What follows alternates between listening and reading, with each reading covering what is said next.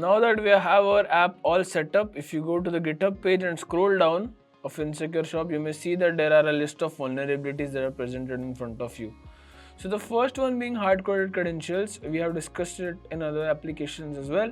So we have to open the source code using JADX GUI of the APK file, and we are going to find for some default creds that are being used by the application.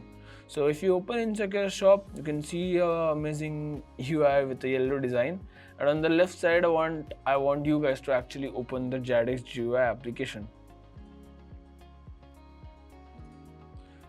Let's open the InsecureShop APK file that we just downloaded.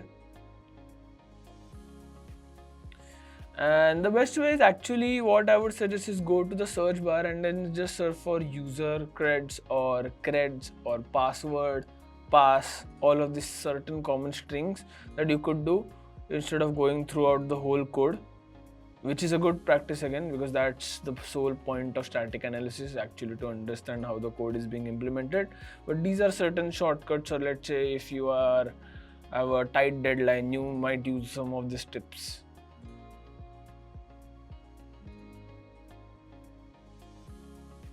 So now when you search for the string user, there was nothing really in place. But when we search for user cred, you can see that in the get user creds class, there's this line which gives us a spoiler about the default credentials that are being used. Now if you navigate it, you can see it in front of yourself that the username is shop user and the password is as follows. So what we are going to do is simply enter these credentials in our application and see if we can get through. Yep. Now you can see that we have got access to the applications, and that was it about the hard-coded credentials vulnerability. In the next practical is about insecure data storage. So what we are going to do is, first we are going to open JADX GUI and navigate to the Android manifest file of the application. And as you can see that the login activity, do have a look at the code that is in front of you. And you may see that this is being saved, all of the username and the password is being logged or saved in the preferences folder. So what I'm guessing, this is something that is related to shared preferences, or maybe a preferences file that is in place. So all of these things or directories are actually present inside the mobile device. So that is something that we are going to do.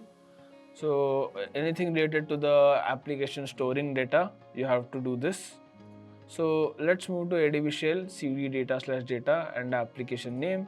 Now if you navigate to the shared preferences folder, likewise I said, and if you list the directories, there are two files, and the one that is of our use is the first one, that is preference.xml. If you open that file,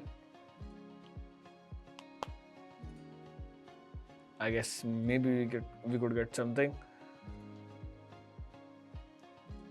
If you click enter, now you can see that, oh, there's a password that's really in clear text, and that was the user's password initially, and also we have the username as well, which was the shop user. So this is a very bad practice, but again, this is a vulnerable application. So this is about it. So in your case, when you're dealing with actually real world applications, it might be someone's credit card, it might be people's username or password or something like that. So you have to make sure that all of these things, even though if there's a need, this for the developers again, if there's really a need to store data, it's fine, but make sure that it's encrypted and using better algorithms.